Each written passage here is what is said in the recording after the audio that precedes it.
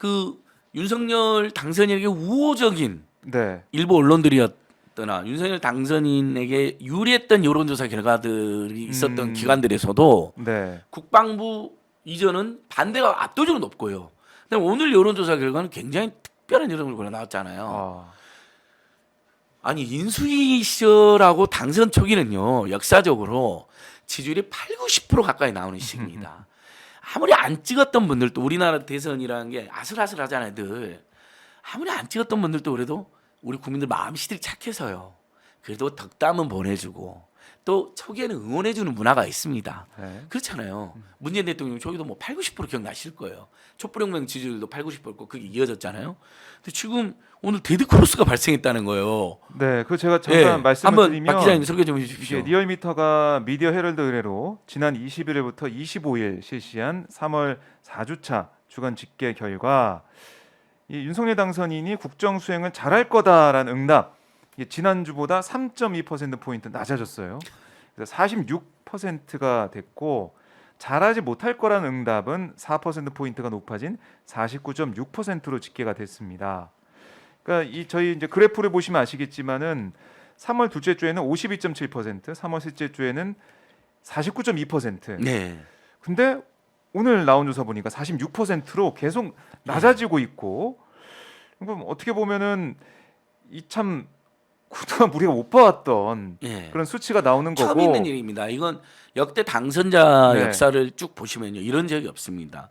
저는 그만큼 우리 국민들께서 어쨌든 0.7%로 아슬아슬히 당선되니까 네. 국민 통합, 예를 들면 인수위 구성에서부터 또는 뭐 비서실 인선에서부터 국민 통합이나 참신한 인사들 내세워서 그리고 본인도 어쨌든 코로나19로 상처받은 분들의 과감하게 지원했다고 했는데 그럼 제일 먼저 코로나19 때문에 잘 어려운 분들도 만나야죠.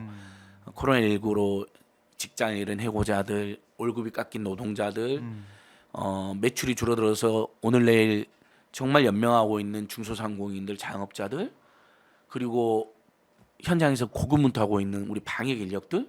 근데 정경련 국정농단의 최고 범죄자 본인이 수사까지 했던 그것도 정경이 먼저 연락을 해서 만난 겁니다. 비서실장 장제원 의원입니다. 우리 국민들이 얼마나 많은 문제제기를 했습니까? 그 장제원 의원과 그 식구들의 여러 가지 불법 부당한 행태에 대해서 윤핵관을 전면적으로 내세우고 인수위 다시 한번 말씀드리지만 특정 지역과 특정 대학과 특정 부자들과 5060으로 가득 채워놨습니다. 이게 어떻게 국민통합 인수가 되면서 또 아무리 정부가 바뀌었다 하더라도 우리가 가야 될 좀 더 발전된 민주주의, 좀 더 발전하는 국민경제, 그리고 인권과 어떤 상식이 바탕된 삶, 이건 거리가 멀어 보이니까 근데 그 핵심이 이제 청와대 불법 불통 이전인 거죠. 그래서 뭐 용산으로 간다 했다가 갑자기 국방부로 가는데 비용도 본인이 기재부에서 들었다는데 기재부도 그런 적 없다. 무슨 600억 금고도 제시를 못하면서 600억밖에 안 든다. 근데 600억밖에 안 든다는 것도 문제입니다. 아니 왜 600억이나 드립니까? 496억이라고 예, 아니 뭐 본인 기자회견에서 했고 500억도 하고 560억 네. 설도 나오고 이러는데 그러니까 설령 500억이든 600억이든 그거 드리는 것도 문제인 거죠. 일단 차분하게 인수위 잘해서 정말 문재인 정부가 잘한 건 계승하고 못한 것은 혁신하면서 특히 서민들 중산층들 위해서 본인이 그렇게도 좋아하는 뭐 미국의 조 바이든이나 일본의 기시다 총리나 다 당선되자마자 뭐라고 했냐면요. 잘 사는 사람들은 이제 우리가 별로 신경 안 써도 된다. 중간층이야. 서민층, 중간층이야를 돕겠다. 네. 그래야 그 사람들도 삶이 나아지고 내수도 활성화된다는 취지의 이야기를 했어요. 이게 프랭클 루즈벨트 대통령도 그런 이야기를 여러 번 이야기했고요.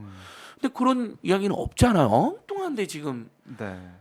민생과 서민 대책과 그다음에 남북 간의 갈등을 평화적으로 관리하는 데 신경 써야 될 이 상황에서 너무 황당하게 국방부 불통 이전, 장제원, 그다음에 인수위 완전 편향 논란, 그다음에 또 설령 선거 때 여가부 폐지를 들고 나왔다 하더라도 그것이 여러 여성들뿐만 아니라 상식 있는 국민들 입장에서 아니 대책 없이 그렇게 폐지하고 젠더 갈등을 붙이는 방식이 틀렸다. 이건 입장이 다름이 아니다. 틀린 거다. 대책 없이 폐지 말고 혹시 기능이나 이름을 좀 더 개선하고 개편하려면 대안을 가지고 국민과 토의해서 개편해 나가면 되잖아요. 근데 지금 2~3주간 제일 많이 발표된 게 또 여가부 폐지 흔들림없이 하겠다는 거예요. 그 공약을 지킨다 이런 얘기를 했는데, 네. 그러니까 그런 그 것들이 중에서 수없이 많은 좋은 공약 다 뒤로 빼놓고 음, 갑자기 무슨 등록금을 또 올리겠다는 거예요. 대학생 학부모들이 지금 학기 초 안 그래도 지금도 온라인 수업하면서 등록금 비싸다 어상하고 있는데 전혀 살길 약자에 대한 국민에 대한 배려가 없는 겁니다. 지 멋대로가 벌써 3주간 보이는 거죠. 그래서 그게 이제 이번에 지지율, 그러니까 이제 국정 수행 지지도로 나타나는 것 같은데, 네, 맞습니다. 구체적으로 몇 개만 잠깐 보면 이 권역별로 봤더니 뭐 대전, 세종, 충청 같은 경우는 9.4% 포인트나 빠졌고, 네. 광주, 전라도 5.9% 포인트, 부산, 울산, 경남도 4.3% 포인트 빠진 모습, 서울도 4% 포인트 하락을 했어요. 그리고 연령대를 봐도 보수 지지층에 가는 60대 11.4% 포인트가 빠졌고, 50대도 4.6% 포인트, 70대 이상에서도 4.5% 포인트가 많이 빠지는 모습이고, 이념 성향별로 봐도 중도층에서 5.1% 포인트 하락을 했고, 네. 진보층 5.1% 포인트 하락하는 모습. 직업별로 봐도 뭐 자영업자에서도 6.5% 포인트 하락했고, 가정주부도 5.9% 포인트 하락을 하면서 하락세가 완연하게 좀 보이고 있다. 거의 이제 모든 권역, 뭐 연령층 아니면은 직종, 직업에서도 하락을 하고 있고, 반면에 문재인 대통령 국정 수행 지지도는 지난주 에서는 4% 포인트 높아진 네. 46.7%로 나타나서 아까 말씀하신 것처럼 이게 역전이 됐어요. 네. 뒤바뀐 상황. 맞습니다. 뭐 오늘 참. 두 분이 이제 만나니까 네. 잘 이야기가 되길 바라는데 그 만남 과정도 국민들을 열받게 한 거죠. 그냥 얼른 서로 찾아뵈서 어쨌든 당선자가 얼른 찾아뵈서 네. 당선 그 대통령께서 초대도 했으니까 얼른 만나면 되잖아요. 16일에 만나기로 네, 했었는데 얼른 만나서 못 만났죠. 혹시 만났는데 이견이 있을 수 있잖아요. 음. 그분은 뭐 예를 들면 뭐 한 번 더 만날 수도 있는 것이고 아니면 비서실끼리 소통해서 조율해 나갈 수도 있잖아요. 네. 근데 마치 굉장히 점령군처럼 이상한 조건들을 걸고 그다음에 역시 또 첫 번째 국정 과제가 서민 살리기, 민생 살리기, 한반도 평화적 관리가 아니라 이명박 사면이라는 거예요. 거의 처음에 이제 첫 나왔던 국정 과제가 이명박 사면처럼 지시됐잖아요. 그리고 그럼 좋아, 자기가 대성해도 되잖아요. 근데 문재인한테 해라는 거예요. 아니 우리 국민들이 아직도 용납이 안 되고 지금도 제대로 된 사과 한 번 못 받은 이명박한테 어떻게 사면해 줍니까? 박근혜하고는 또 국민형 감정이 또 다른 면도 있고요. 저는 뭐 박근혜 사면도 강력 지금도 반대하고 있지만요. 네. 어쨌든 국민들의 민심만 그냥 살펴보면 박근혜 사면 반대보다 이명박 사면 반대 훨씬 크고 경제 부패 예. 사범이다 뭐 이런 그렇죠. 지적 거기에다가 받으면서. 뭐 예를 들면 박근혜는 형식적이더라도 사과 비슷한 걸 몇 번 했어요. 뭐 유감이다 사과다 재직 중에도 막판 했잖아요. 촛불 시민혁명. 이명박은 지금도 자기가 무슨 정치 보복의 희생양이라는 식으로 이야기해요. 그 측근들도 돌아다니고 있어요. 아. 형도 훨씬 무거워요. 그러면 누가 이명박 사면을 찬성하겠습니까? 이런 상태에서. 근데 그걸 해달라. 그걸 들고 나왔어요. 그래놓고 국민적 반대가 되니까 문재인이 해래요. 자기들이 하면 반대가 심할.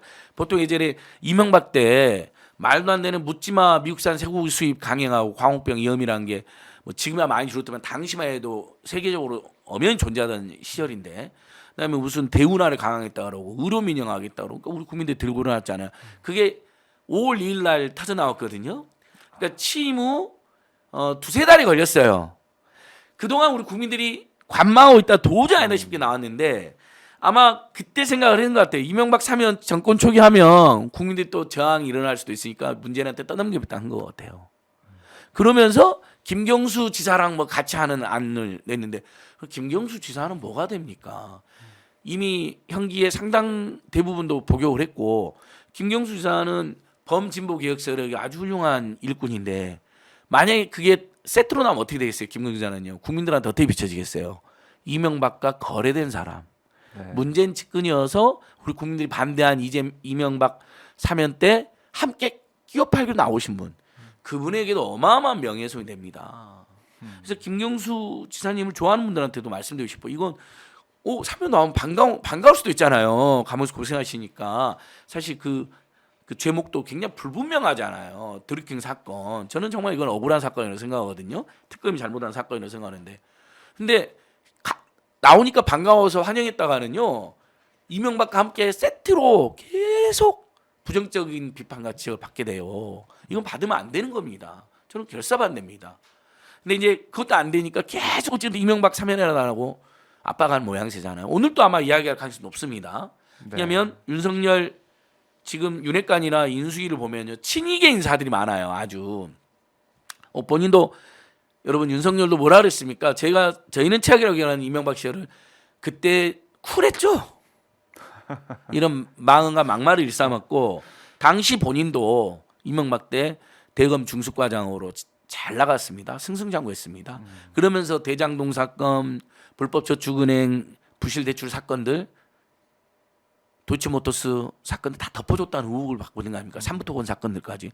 이거 저는 대통령 당선은 존중하는 거지만 민심은 존중하지만 저는 그 윤석열 일가의 불법 비리에 대해서는 타협 없이 싸워나갈 겁니다. 네. 제 가방 안에 지금도 윤석열 김건희 고발장 고발했을 때 썼던 피켓 그대로 있습니다. 차량이랑. 저 안 버렸어요. 제가 멘붕 상태에서 저도 거듭나 있다 다시 시작했다고 다 이제 버렸어요. 옛날 막 선고하려면. 네. 제가 쓴 글도 버리고 피눈물 반성도 하면서. 근데 제가 딱 안 버린 게 우분투 정신과 함께 이재명과 함께. 그러니까 함께 살아가는 대한민국에서 사회적 약자다라든지 또는 네가 있어 내가 있고 내가 있어 네가 있다니 공도 정신 그게 우분투 정신과 함께 이재명과 함께라는 피켓이 있었거든요. 그건 참 못 버리겠더라고요. 그 피켓 너무 아름답잖아요. 우리 다 같이 잘 사는 대한민국 만들자는 거니까요. 네. 평등하고 평화로운 그거하고 윤석열 김건희 고발장 그다음에 즉각 수사하라 이건 진짜 안 버려. 그다음에 또 하나 나경원 씨 검찰은 윤석열 검찰은 나경원 전 의원의 구속 엄벌 안 하느냐. 요 피켓 이 세 개는 그대로 뒀어요. 아,